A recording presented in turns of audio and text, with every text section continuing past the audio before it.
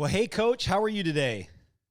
I am doing fabulous there, JP. Fabulous. This is going to Thank you for be, having me. thank you for joining. This is going to be a really, really fun episode. And this is the Fit Archer podcast for everybody listening. I have a very, very special guest on. Number one, he's an absolute champion because he hails from Mauston, Wisconsin, Golden Eagles. So you are the first guest hailing from Mauston, Wisconsin on here. And that I just always tell everybody that's where champions come from right there. Well, So I'm very very proud to be on this podcast, and even more proud to know you as a friend and as a person, and having had you as a student and a student athlete. yeah, we go back. I was trying to think of the math. When did you first get to Mauston? What year was that? 88, 1988. So How old 88. are you then? Well, 75. I was 13. 13 years old. Yeah. Did you? So for the listeners, let me just introduce my guest here real quick. This is Mike Taake. You can see my background. He's given me permission. So when I put this up on YouTube, I said, Coach, I don't want no infringement papers here that I'm putting your background up. This is advertising for you. We joked about that, but owner operator of Yogi's Rods. But before that, I first met Coach Taake. I call him Coach Taake because he was my football coach all through high school, and a very dear friend. Even more than that, he was also one of my teachers, and so he owns Yogi's Rods. We're going to talk about fishing and his love for fishing, and he has his own rod building business. Very, very unique and very high end, great rods. So I'm going to have him walk us through all that kind of stuff. But first, I want to introduce you to him, and I want to catch up with him. I haven't talked to you in it's probably been 10, 12 years, I would assume. Yes, at least. In fact, I think the last time we were hosting a football clinic in Mauston High School, and we had a couple hundred coaches there, and you were working for Advocare at the time, and just basically getting started. So it might be 20 years. It could be. I've been out of high school now for 25 years. And so you came in 1998. Did you start coaching 88, in 1980? Yep. 1988. 1988. Did you start coaching right when you first got there? Yes, yes, I did. In fact, I coached three sports: football, wrestling, and girls softball right away. And then after the next year, then I was head football and assisted one more year in wrestling, and then coached the throws and track. So who was Coach Buckles, the head coach? Yes, he was. Yes, very, very good coach. Mr. Buckles. Man, just to bring back so many memories. You and I talked on this podcast. We just tested this out a little bit last night and realized how fast time goes. It goes way too fast, and I'm retired now, and I have been retired for a while. And having been a grandparent and you having kids, it goes so fast, and you have to cherish every single day, every single moment, whether it's with your kids, your grandkids, your spouse.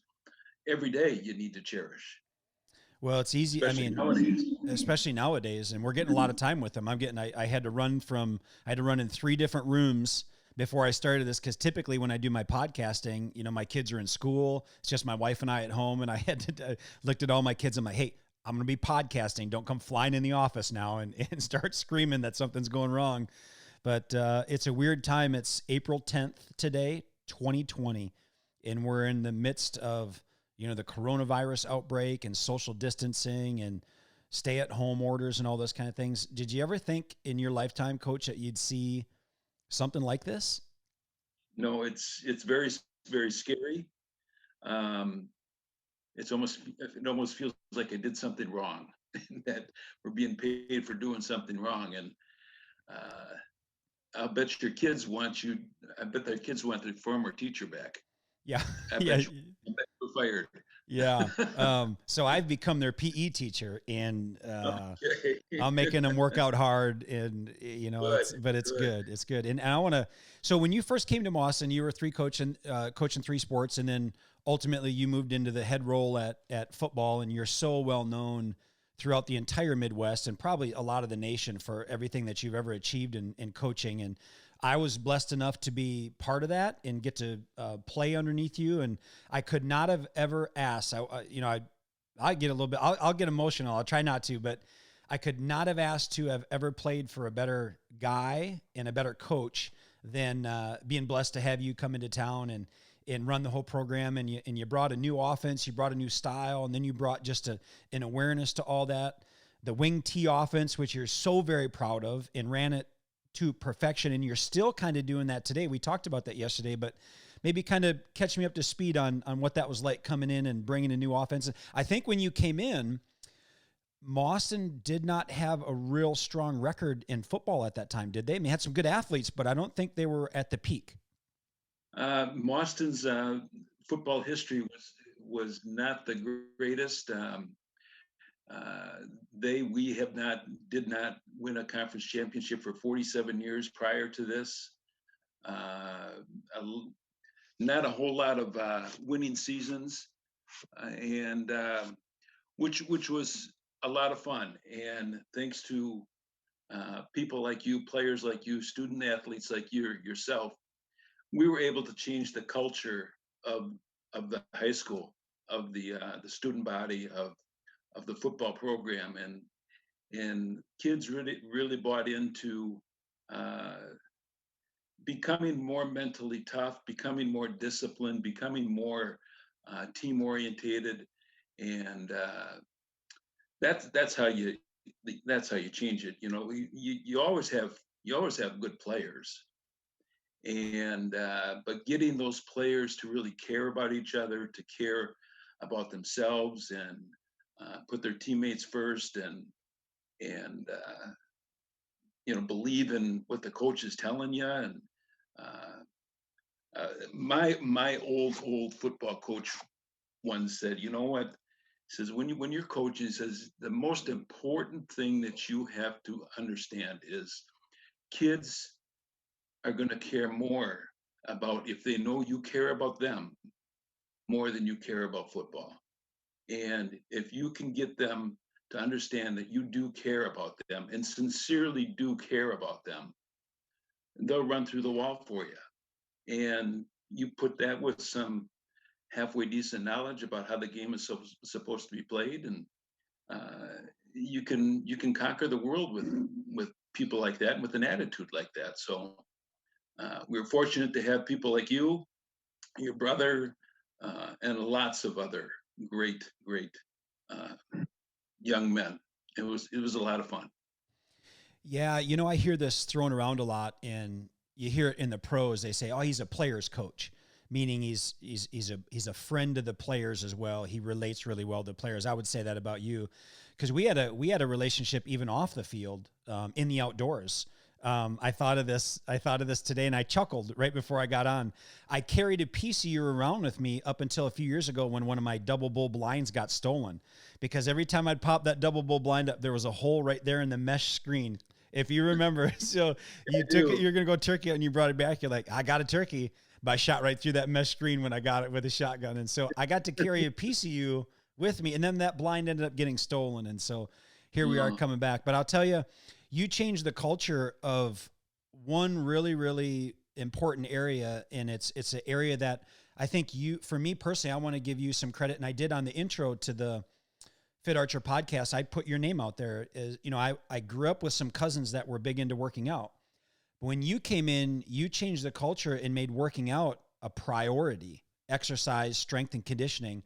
And Mauston had a tiny, itty bitty little weight room. I think it was just jammed in the corner, and there might've been a leg press, a bench press, and probably some old rusty dumbbells. And I remember working my summer job, even as a freshman. And so I wasn't going to play varsity. I mean, I weighed up 88 pounds when I first came into high school as a freshman. So I wasn't going to play underneath you. I was playing under Coach Tim Delmore. You remember Coach Tim Delmore? Yes.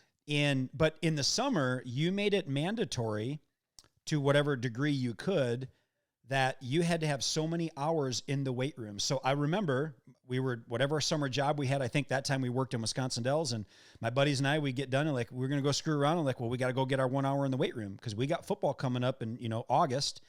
And I want to thank you for that, because it was another thing that imprinted in me the importance of strength and conditioning, and then you took it further and you went with the bench press-a-thon, and now Boston has a state-of-the-art weight room, really. I mean, I think we were ahead of the curve because of your desire to put an emphasis on that.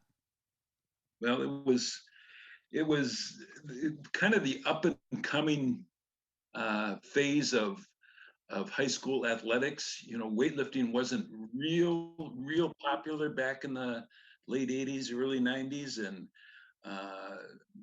big, beautiful weight rooms were not the norm. And what we were able to do was through the dedication and through the care that you guys did, and we were able to put an emphasis on weight training and raised money to develop a pretty nice weight room. So And let which me, really helped. You know, weightlifting does so much more than just get you stronger and faster and bigger. It helps to change that culture. It really helps develop a mental attitude of not quitting, being more disciplined, sacrificing, helping, spotting for your teammates, mental toughness. There's so many things that come into play with training physically, and that was probably the biggest, one of the many reasons why, or one of the many ways we changed the culture here in Boston. well, I remember the first lift-a-thon. I was just joking with my son about this. So we have a garage gym that we have every piece of equipment you could think of. And my son's 15 years old now. And so I started working out a little bit younger than he did. And it's just become a lifestyle for me. So work out literally sometimes most of the days, 2 times a day. And he was doing a little bit of bench pressing. And of course, I'm not super keen on bench pressing as much as I used to be. I've learned a little bit more, although I think it's a necessary lift for him at his age and developing his strength and stuff like that. And so he came out one day. I said, well, let's just max out so then I can figure out a program for you based on your max. And it just took me back to the old pyramid on the wall. So we would lift on the pyramid that you had, the workout programs. You figure out a max and then you do the workout, maybe 10 reps of this, 8, 6, 4, 2, 6, 4, all the way up. And he couldn't get 45s on. I said, buddy, you're going to want to get those. We used to call those. So it brought me back the memory lane. I said, we used to call the 45s man-sized plates. And we worked so hard. I just think of me and Severson, because we were the smaller ones, trying so hard to bench 135 with a 45 on each side of a bar. And then you came up with the lift-a-thon. And so the lift-a-thon was, we as athletes would go get our parents and friends to pledge a certain dollar amount per pound that we would bench press. And of course, this is my sophomore year. So I got my brother and Dave Dahlstrom in there, and they're all going for, I think they were going for like 315 or whatever they were going for bench press wise. They were just, big, strong guys, Matt Knutson and all that, the whole group, the great group that you had. And I remember, I think the very first lift-a-thon, we were going to go for 135. And then as I got a little older, I can't remember the weight that I was going for, but I just remember looking at Severson. So you set those couple bench presses up in the gymnasium, and all the parents came to watch. So it's like a big pep rally. And I remember telling Severson, I'm like, whatever happens, don't let this get stuck on my chest in front of all these people. Be a good spotter. That was one of our very, very first lift-a-thons, and thank God you lifted, JB, because I'm not sure at about a $105, $115, when is what you weighed your sophomore year. I thought, oh, holy moly, this guy's not going to last long on the football field. But you put in the time, you put in the effort, you got a lot stronger, and turned out to be one of my favorite all-time players. Yeah, man, there's something magical about puberty. And I came in, I tell my son that all the time. I'm like, I came into high school at 88 pounds as a freshman. And then I didn't grow. I was trying to wrestle 103 and we were playing football. And of course, I think the helmet weighed as much as I did. So I couldn't really cut sharp. And Yeah. And then sophomore year grew a little bit, and I got to play. I remember this just going down memory lane because I haven't talked to you forever. We're playing Wisconsin Dells, and they got Jason Minnecki, and he's a giant guy, probably going to get a chance to play at D1 college. And we got Yeah. Dahlstrom and my brother, and Matt Knudsen, and all that whole line. You got a great group. And Matt Venipol was the running back, and he gets leveled by Jason Minnecki. And I mean pancaked and put out of the game. And I'm standing there at 130 pounds, maybe soaking wet with all my gear on, maybe 130. And I hear my name, JP, get in there. And I'm like, oh my goodness, no way. I got to go in. And I got to run the ball against them as a sophomore. And my brother was lead blocker. He was a pulling guard and just about scored, but I didn't. I played a little bit of defense, but yeah, I want to thank you because you really you're a phenomenal coach. I probably made you mad and you blew your top maybe one or two times at me because I would get lazy. And I thought about this, Coach, if I could do it all over again, if any parents are listening and you get an opportunity to talk to your kids and encourage your kids, if I could do it all over again, I would do it in a heartbeat and I would take it more serious. Because when it's over, it's over. I remember we were playing River Falls for our finals. It had been semifinals. This is the farthest me personally had ever gone in football. I had one of the best games I've ever had, but they were just a big, huge team, and we weren't able to stop them. And I remember looking at the clock at fourth quarter, and we're down. They were moving again, and we weren't stopping them, and they were going to score again, and we just weren't going to do it. And I remember sitting on the sideline on our home field. It brings back emotional memories, and just like my head taking my helmet off and realizing this is probably the last snap of competitive football I'm ever going to play. Yeah, I just wasn't big enough to go on and play in college. And that's hard. And so I try to tell my kids that all the time. Like when you have the opportunities, there's something so special about high school sports and college sports. I got to go on and do some wrestling there and there's specialness there, but I don't know if there's anything that will ever be as special as the bond that you have with your high school teammates when you play football. I just don't think there is. So I want to thank you for being an awesome coach and an awesome mentor and leader and a great friend and get me on the right path. So you're a good one for sure. No,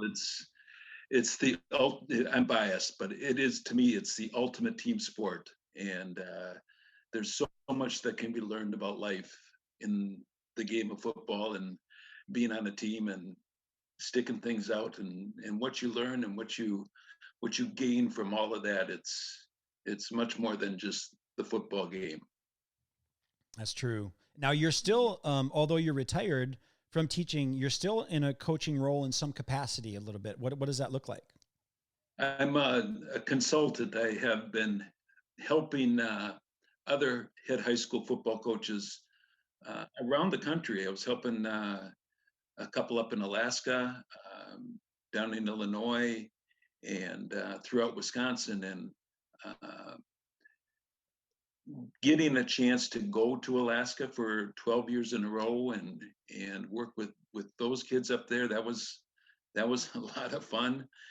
Got some fishing in while I was up there, but lately, the last 9-10 years, I've been really consulting a lot with Muskego High School out of Muskego, Wisconsin, in Waukesha over by Milwaukee. And we put together a really, really nice run, and we won 2 Division I state championships in a row.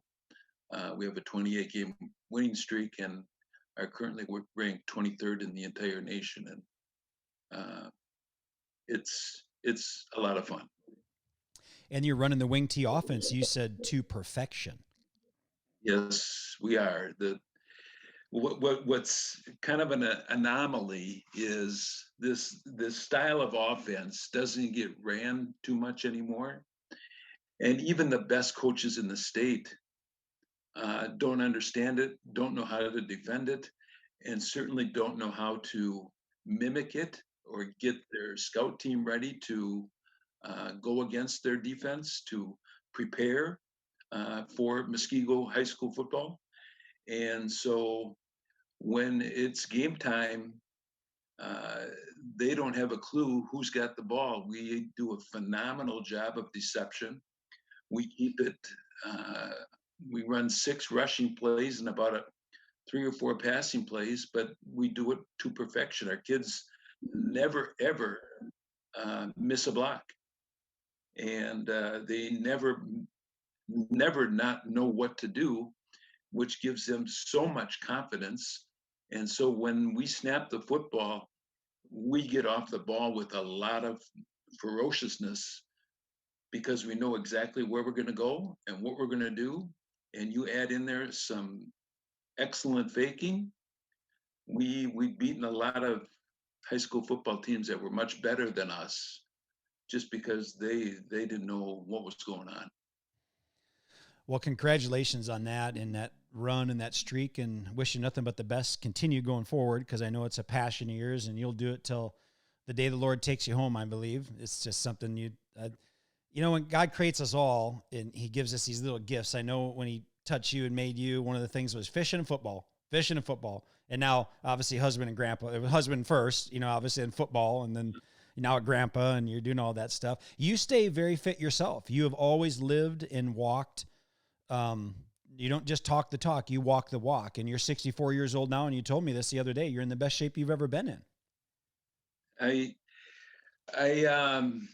I pride myself in trying to be a halfway decent role model. I've had stretches where I wasn't the best, and I've had some stretches where I was running a couple marathons every summer. And I'll tell you what's and the older you get, the harder it is, but the more important it becomes. And we're not on this earth for a real long time, so we got to make it last and make every day count. And you mentioned being a dad and being a grandpa. At 64, I got a 4-year-old grandson and a 2-year-old grandson. I want to see what's going to happen to these kids.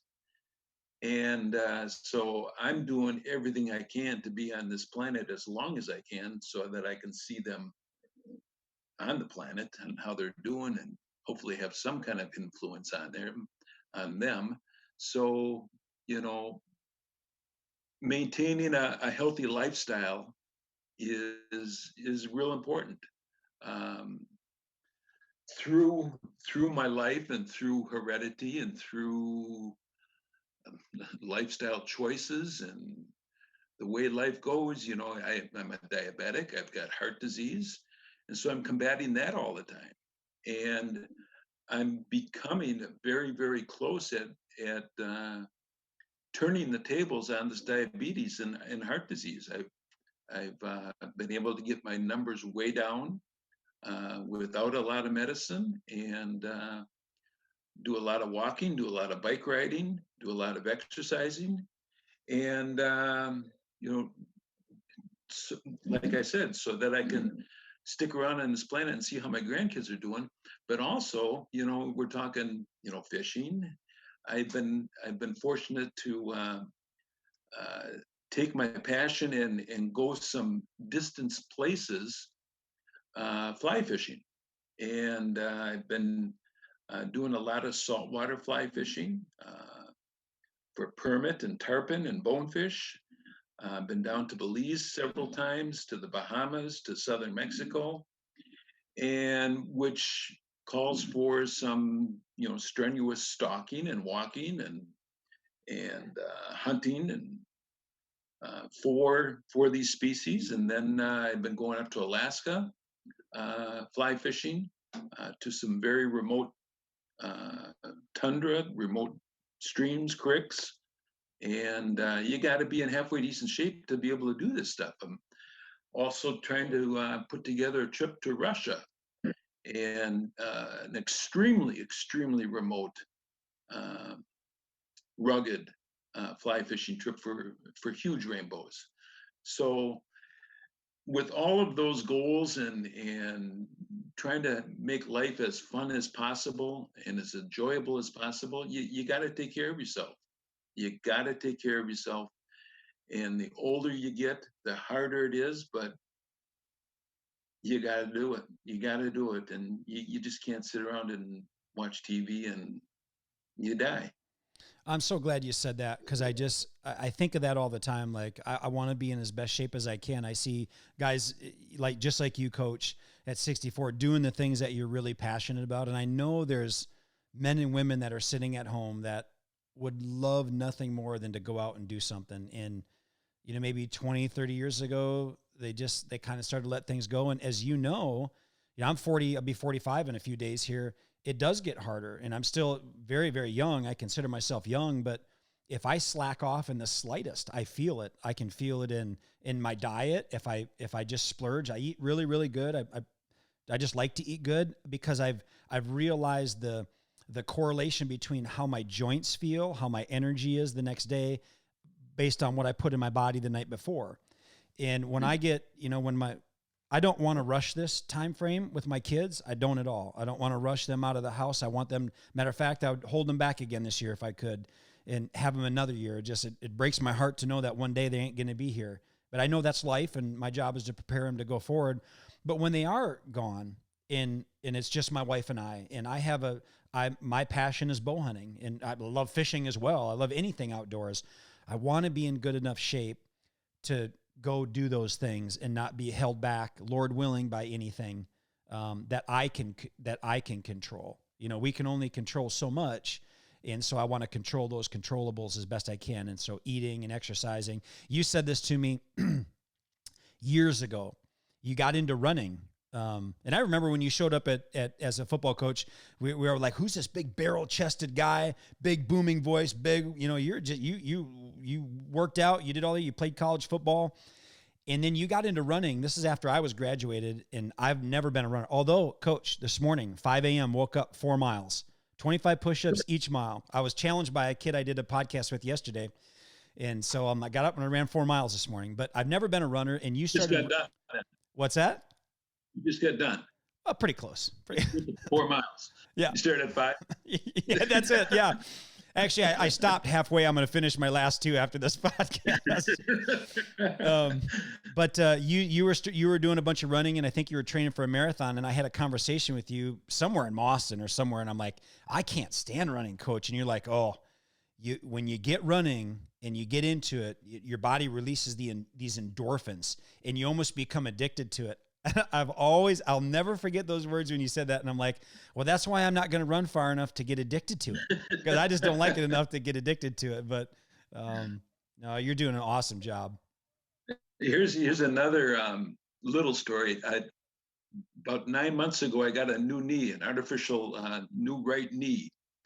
And I was walking and biking, before this, and for about 2 years, it was, boy, oh boy, was my knee ever hurt? And it was having an effect on my ability to go for a walk. It was changing my lifestyle, and I didn't like that. And so I self-admitted myself into Sauk Health Hospital down in Prairie du Chien, Prairie du Sac, and they took the X-ray and said, "Yeah, you definitely need a new knee," and scheduled it about three months out. And I thought, okay, this is good. This is what I want. I need a new challenge. And they said, you need to get your legs, your body, yourself, diabetes, all this stuff. You need to be in the best shape as you can, so that the recovery is easy for you. So you'll be back at it.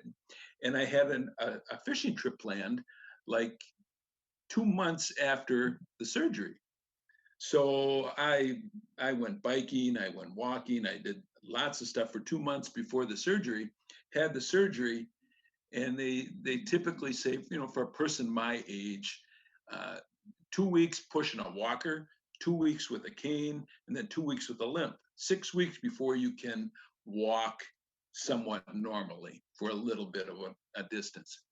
Well, day 3 after the surgery, I walked 2 miles without any aid, and I was going, this is simple. This is great. And it was one of the best decisions I ever made. And it just taking something like that and using it as motivation to get yourself healthier. That's stubbornness, wasn't it? Yeah, maybe. That's all right. It can be good. Yeah, it can be. Well, let's talk some fishing, man. Um, All right. yeah, I know you were already out today, so we were going to do this, and you're like, "Well, I'll podcast today, but I'm going fishing first." So, how did that go today? What were you fishing? Where were you fishing? Weather's cold and Uh, I dreary. went early this morning, and I just bought a new boat with some of my fishing rod money, and then took it on my maiden voyage.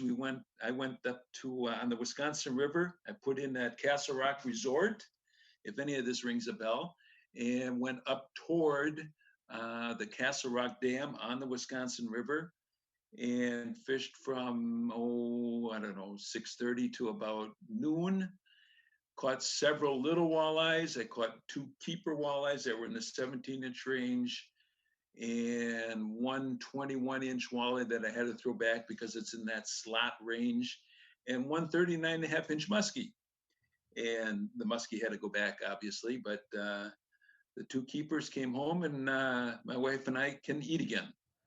So, So, did you see your old student Muskie Mark up there? Was he up there slinging?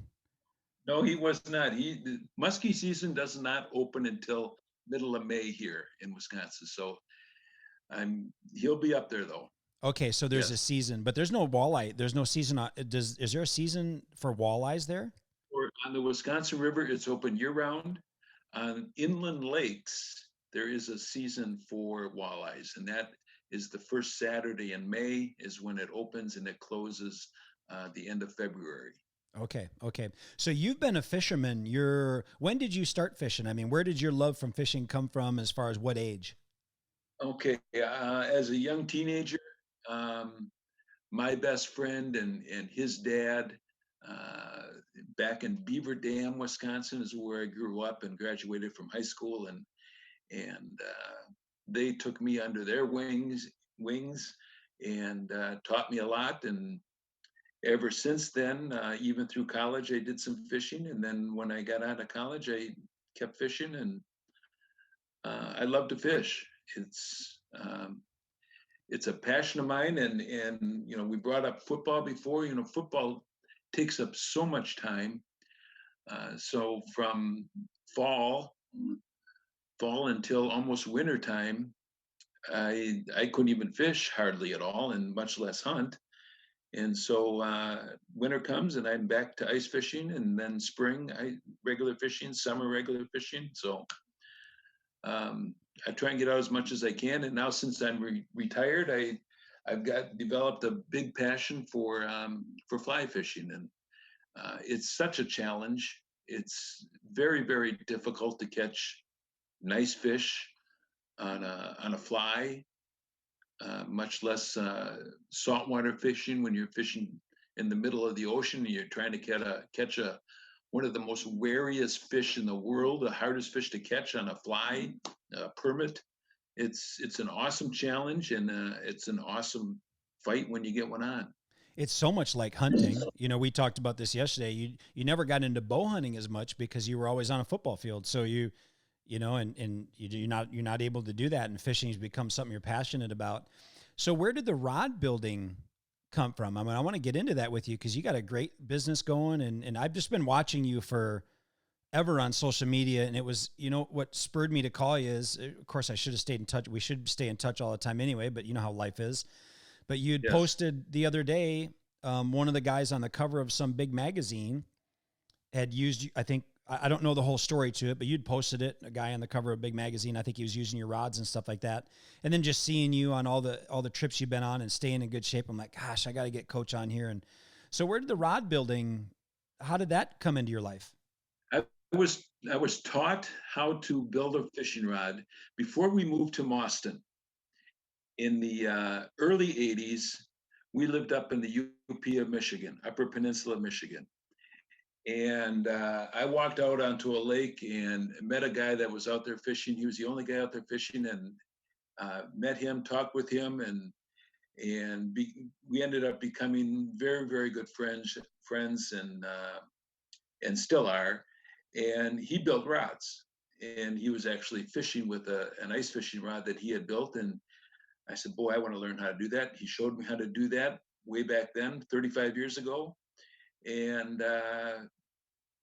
I kept doing it as a hobby. I made rods for family and friends, just a few a year for 35 years. And when I retired from teaching and coaching, I thought, what the heck, I'm going to try and make this a little business.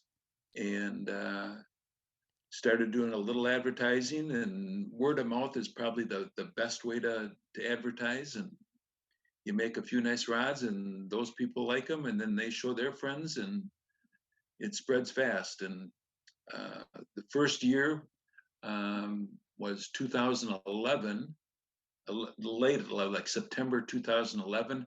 I made just a couple rods in 11, and then 2012, I made about 50, 70, and then more and more and more. And then 2018, I built 700 rods, shipped them all over the world. 2019, last year, I built about 600. Half of those are ice fishing rods, and the other half are rods that are everything from walleye rods, panfish rods, fly rods, musky rods. And just starting doing a few in retail. I build some ice rods for a company that sells rods under their name, but they're built by Yogi rods. I just got an order for 100 of those the other day. So it's I love doing it. Every rod has got a different story. Every rod is going to a different person. Every rod is going to catch fish, and they're going to love it. And that goes through my mind every time I'm winding a rod and doing it. It gives me something to. I really look forward to getting up early in the morning and starting to do. I've gotten myself into a really nice routine. I get up early. I get up between 4:30 and 5:30, and I try and have a couple cups of coffee and do some rod work. Then I go for my walk and come back and do a little bit of rod work, and then maybe go play with the grandkids for a little bit and come back, do some more rod work, and the day is over. And what a great day. Well, and then I throw a little bit of fishing in there. So I highly recommend this retired life. yeah, I'm not going to speed my way there, but I'll enjoy it when I get there. I don't have the detail to build. I'm putting in 70 hours a week into rod building. So, but you can speak to this as a business owner, Coach. You're so passionate about it. Does it even feel like work? No, it does not. It does not feel like work at all. I just love doing it. And there's the saying in the business world, I've kind of been an entrepreneur most of my life, that if you can find something you're passionate about and you love it, you'll never work a day in your life, and you're living it. Because I think you did that while you were teaching too. I don't recall you ever really being in a bad mood, because you knew after school you got to go yell at a bunch of sweaty boys smelling like dirt and all that, and then all your you fish the rest of the time. So take me through building a rod. Like, I know you got some rods there and you got an awesome setup. We were talking about this. You're in your Four Seasons room in the city. So you're a municipal judge. I'm thinking, did you get on that? Did you allocate for this little fishing pond over by your house? But kind of walk us through what you got going on over there, because you have got a setup. Well, we just built, in fact, Mr. Fabian, the tech ed teacher, Mike Borison, who was one of his students back in the middle 90s, Brian Hain. Remember Brian Hain? You know Brian. Oh, I know all these guys. Those three guys remodeled the inside of our house and built this. We can't call it a she shed, but we can call it my shop. And it's beautiful. And it's a 12 by 12. I got rustic hickory on siding on the inside, 4 walls of windows overlooking a retention pond, which is the rain runoff from a big area of town that then goes into the Lemonweir River. And it's beautiful. We live on the end of a dead end street, and I love it. So do you have fish in there? Is there fish in there? There are some fish in there. Yes. I'm not sure how they got in there. I love it. But as far as owning a rod building business, I mean, it gives you an opportunity to go out there and cast a little bit probably and just Oh yeah, test your rods out and all that? you have customers that come over all the time. I repair rods too, and I help people with fly casting, uh, uh, testing out bait casting rods for muskies. Um, I've got some different kinds of musky rods that I show people that are kind of unique, and so they get a chance to cast with their reel, with their lures on a rod that they might want to order. Well, there may be some secret sauce to putting a rod together. I'm sure there is, but maybe would you mind taking us through a process of what?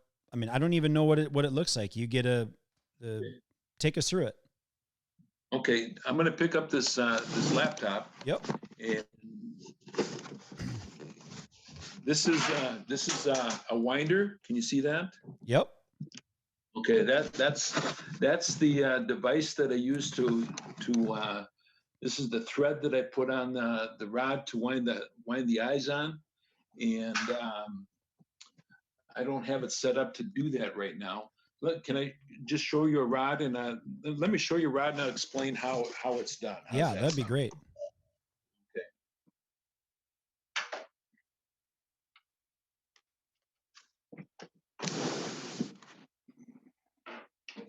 Okay, can you see all right? Yep, I can see from your waist all the way up to the top of your head. You see the rod handle? Yep. Okay. The first step to building a rod is I don't make the blanks. These blanks I purchase from companies that build blanks. And this company in particular, I have a say in how the blank is designed for walleyes, for muskies, for bass fishing, and for pan fishing. So the name of the company is called Vexen, and so that's one of the companies that I buy the blanks from. So I get these blanks, and then I take the blank. And the first thing you do is when they make a blank is you find the spine on the rod. The spine on the rod is where all of this graphite, all this resin, all these different epoxies come together and form the solid, strongest part of the blank. So that axis runs along a certain side of the rod, and that's where the guides are placed. So that when the rod is flexed, when you got a big fish on, the rod is the strongest at that point, and the rod won't break. Okay. So how do you So find that? How do you find the spine of a rod? okay, to find the spine on the rod, I'm going to kind of show and demonstrate without anything on the rod. So it's just a blank. You take the rod, you flex it, you put the butt end down on a piece of smooth concrete, and you can turn it. You just turn it, and when you can feel just a little wobble, a little lump, a little variation, you can sense that feeling, and that's where the spine is. Okay. Yeah, that's cool. So there's a So lot of feel in this too. there's a lot of what? A lot of feel. Yes, it gets better. Okay. So the next thing that I do is I put on the handle, and handles are probably the most unique part of doing this rod. This is a musky rod. Okay. This is a full grip handle. The length of the rear grip varies with the customer based on their size. For a musky rod in particular, musky guys like carrying this rod along their side and working the bait. And depending on how large they are, the length of that rear grip comes into factor. So I turn a lot of wood too, and I've got a lathe out in my garage. We're not going to go there, but I've got a lathe out in my garage. I turn a lot of wood, and here is a handle that is cedar. Can you see that? All right. Yep. Yep. I turn that in the wood lathe, and fit it on the rod blank. Okay, based on the length that the customer wants, based on if they want cork, if they want an EVA, if they want a split grip where there is some exposed blank. and it's a split grip. There's some handled here, some handled there. This is actually a rubberized grip that you make golf grip handles out of. It's very grippy. It's very comfortable. It's very spongy. Then there's cork. You know, there's cork. There's EVA, which is a hard foam. Hey, Coach. Coach. So the one that you just had up with the cork and the hard foam, I noticed that that little stub coming off the bottom. Okay. Okay. After I get the handle on, the next thing is you put the reel seat on here. This reel seat is a new invention, and this new invention came from a friend of mine, and he called me up. He says, "I got this invention. He had a patent on this thing." And I said, I want you to build me some rods with my prototype patent, and we're going to send this is called a Revolution reel seat. This is brand new. Okay, hey, lift it up just a little bit. Lift it up just a little bit. There you go, right there. Yeah, yeah. I've never seen that before.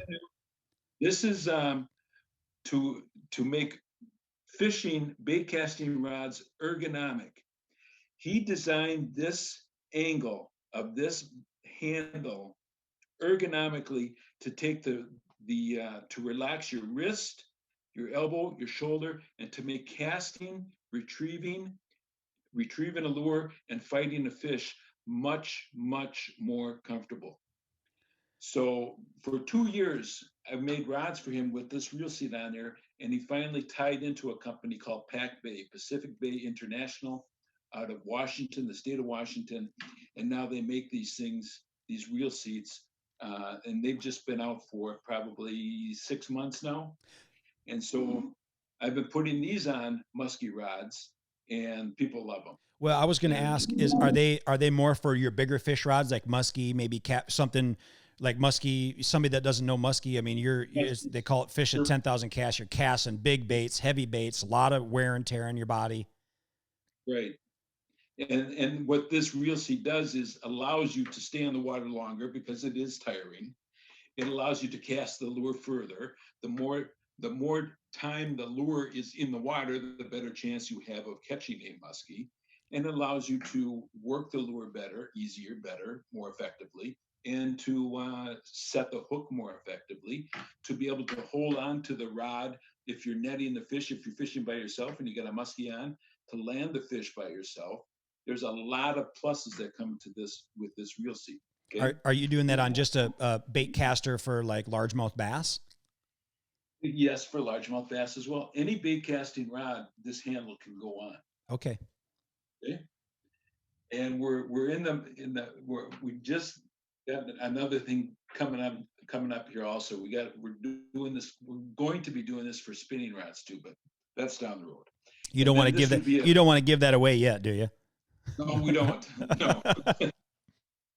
This is the conventional bait casting reel seat. Okay, so that's the difference. Okay, so after you got the handle on, next thing is putting the guides on, and the guides have to be spaced out according to the static flex of a rod.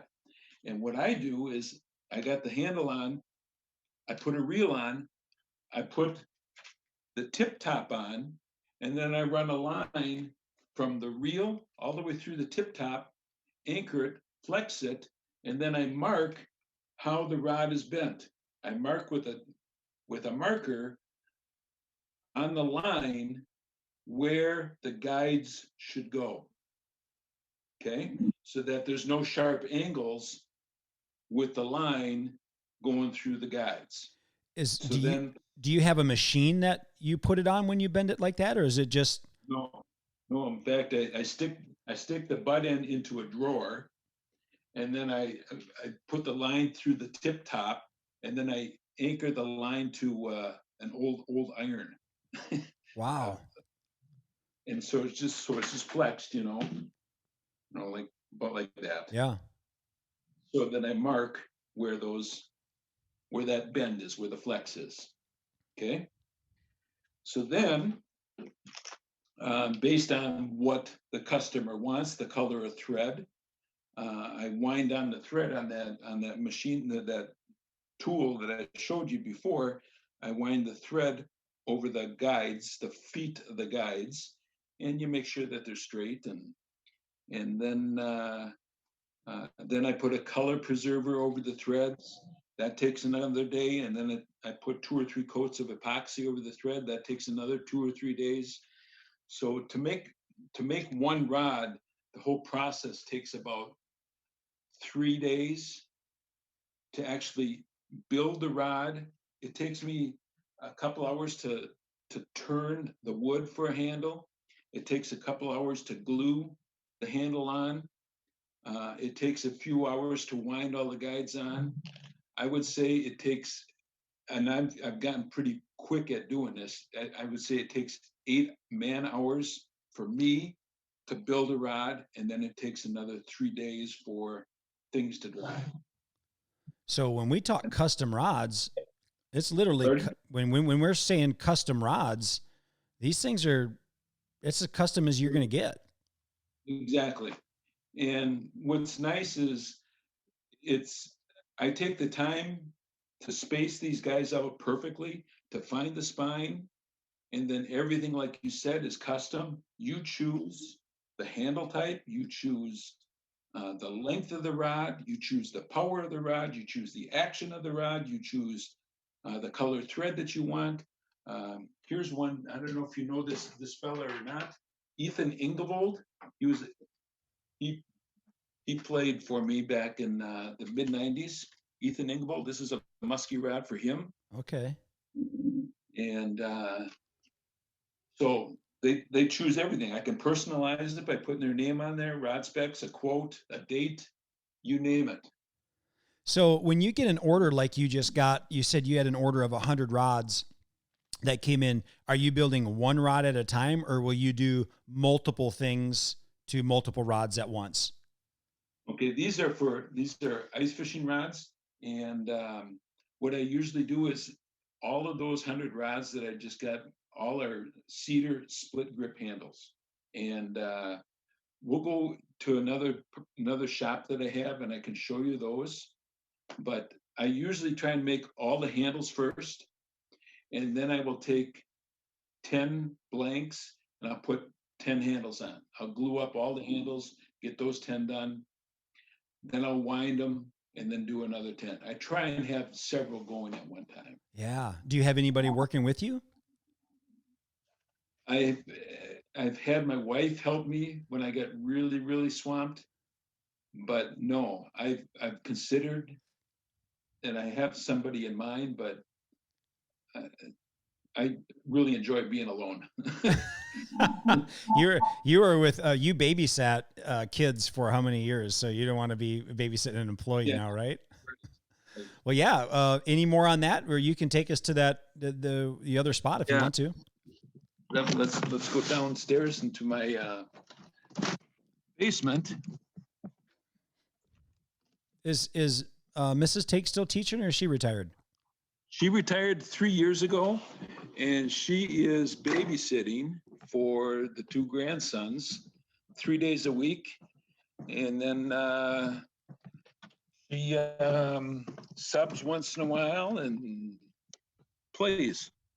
Does she did you make her a rod that she fishes with? No, this is one of the reasons why God invented fishing. So I get out of her hair, and she likes that when I go fishing, and it's much more enjoyable when I get home. Yeah, I'd say she gets out of your hair, but if you took your hat off, I'm not sure that there's any left there, is there? Yes. Okay. Here is my shop down in my basement. You see this? Yeah, just move the screen down a little bit. For the listeners, you can watch us on YouTube. He's just showing us a shop here so we can see all. Oh, look at all that thread. You got everything there. Okay. Yep. Okay. This is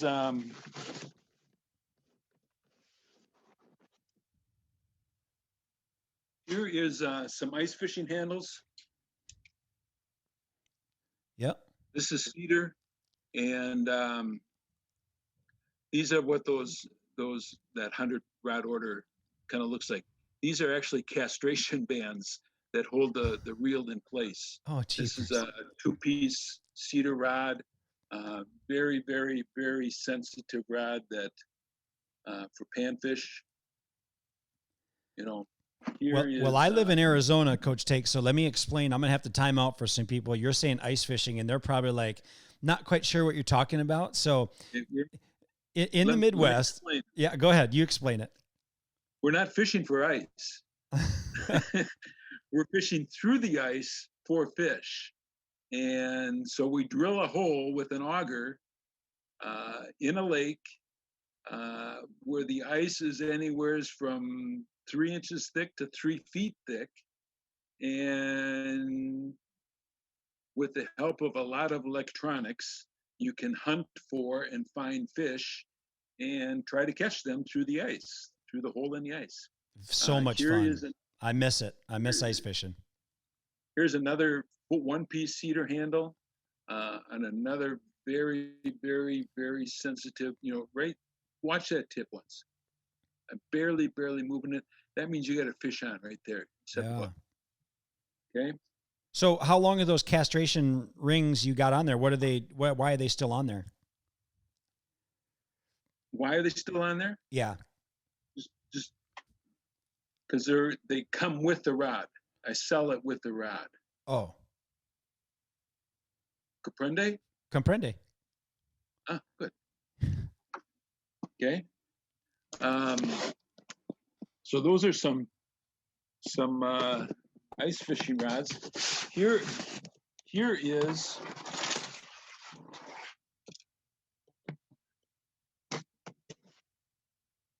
a fly rod for a guide up in Alaska. It's a 4-piece fly rod. Can you see it right? Yep. Just up a little bit. Move it up a little bit.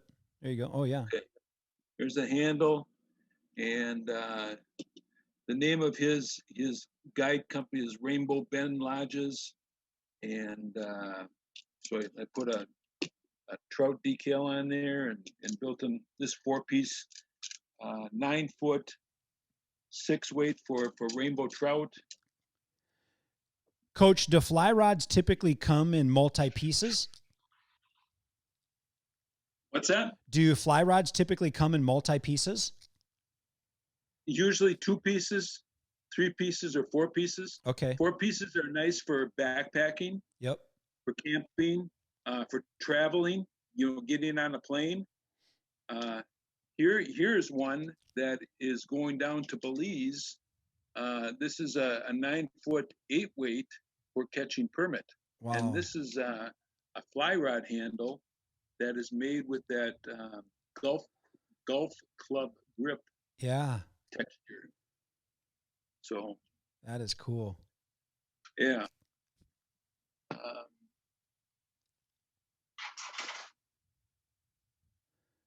So here are some handles that I just got done turning.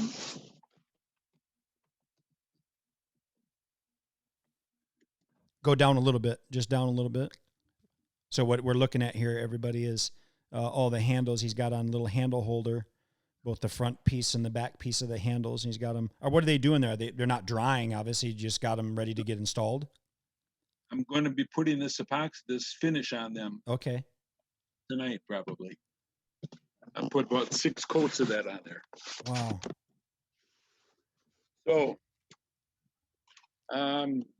that's that shop, and I'm not going to show you my lathe out my garage.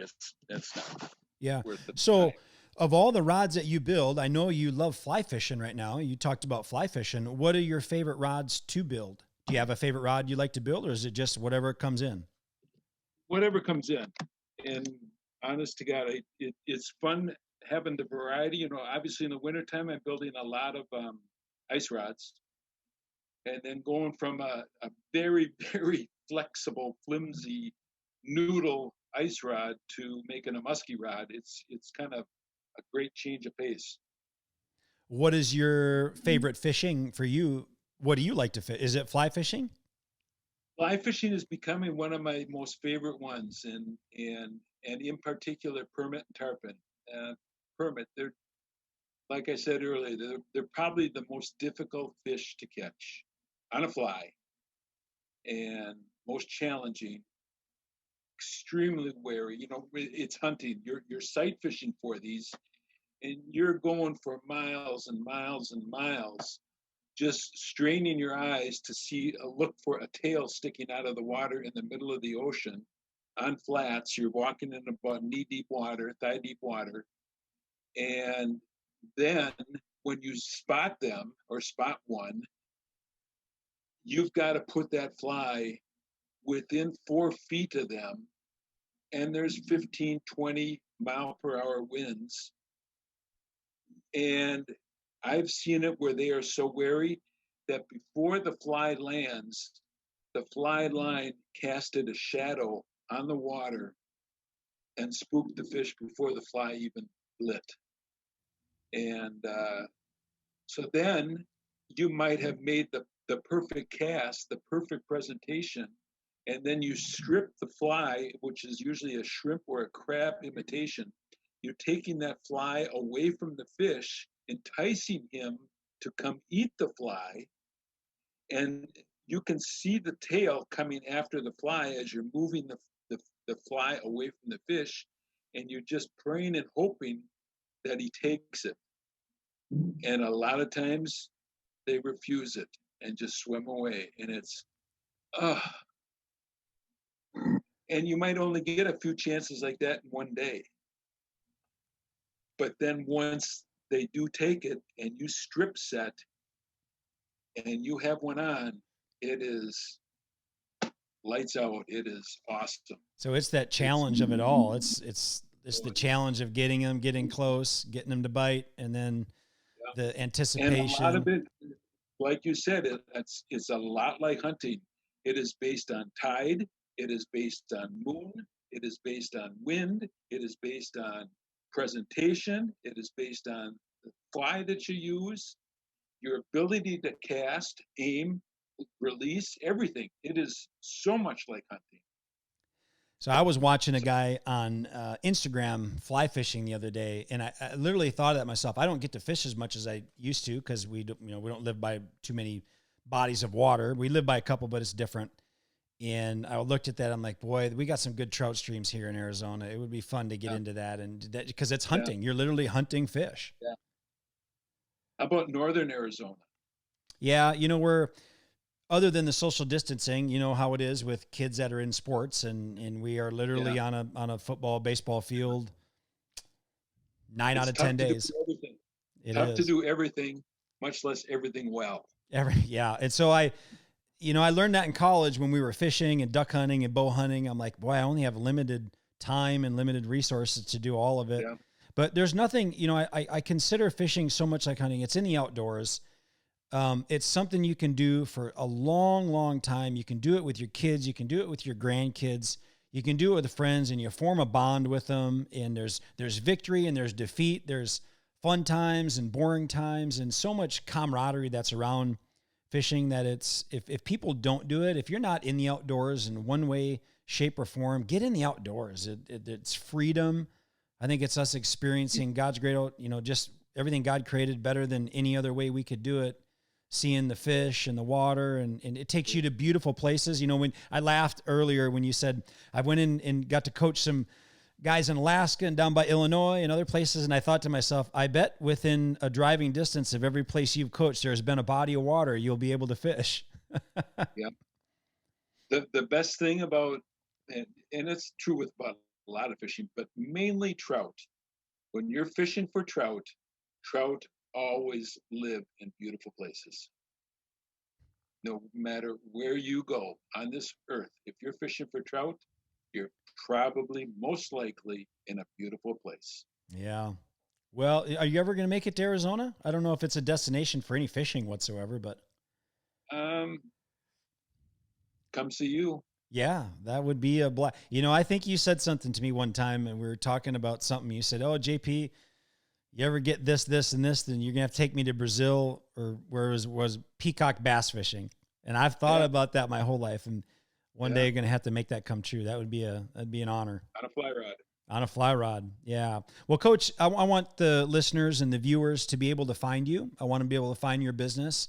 I said, if there's anything I could ever do to help you, and I know you're not doing this for the money. I mean, obviously that's a side bonus of it. Like we said, when you do what you love, you never work a day in your life. You're retired. You've done well financially. You don't need to make rods to make money. You make them because you love it. But I also believe, because I watch your Facebook page and I watch the testimonials from people that use your rods.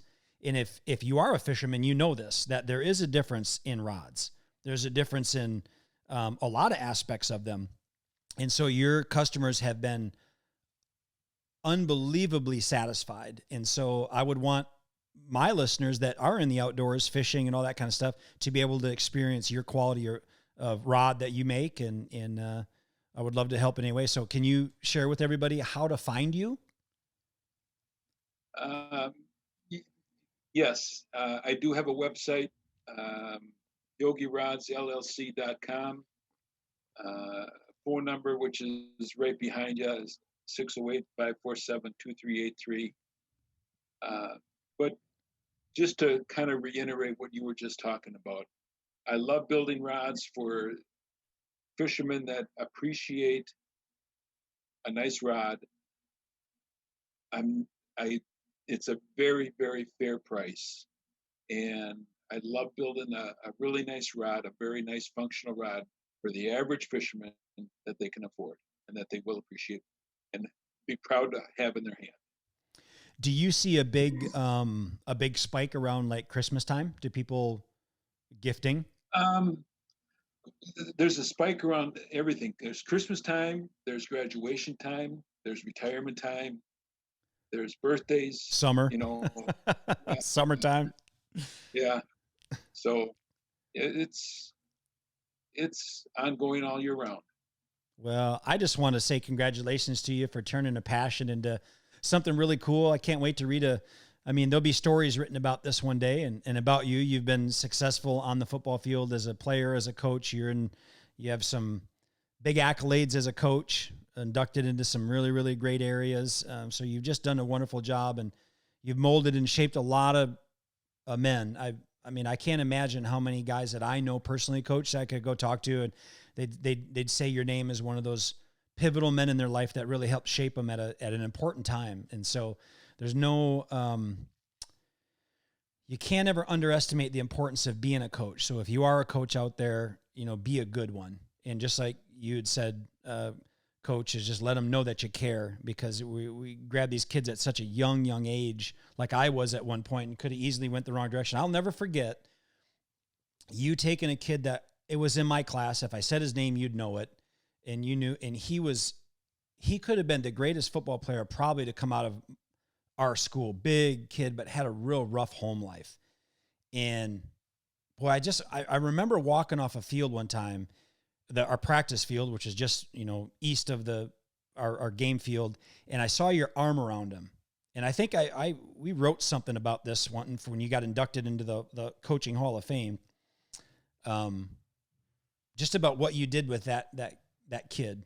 And I'm not going to say his name because maybe one day he'll listen to this. I don't want him to come after me because he was a big, rough kid, but just saw the care that you had in him. And now you just transfer that into, obviously into your wife and your daughter and then your grandkids. You could see a beam up when you talk about them, but into every rod that you build. I think that's pretty spectacular. I want to congratulate you for just modeling a great life, Coach. Love you, man. Thank you very, very much, JP. I love you too. Yeah. Anything you want to close out with? We'll wrap it up right here, because I know you got rods to build and get back working. Make every day a great day. It's just do what you can to be on this earth and make every day fun. Well, you're living it. You're having fun and fishing. So thank you for being on the Fit Archer podcast. I look forward to seeing you when I get to. All right. Thank you very, very much. Take care, Coach. Love you, man.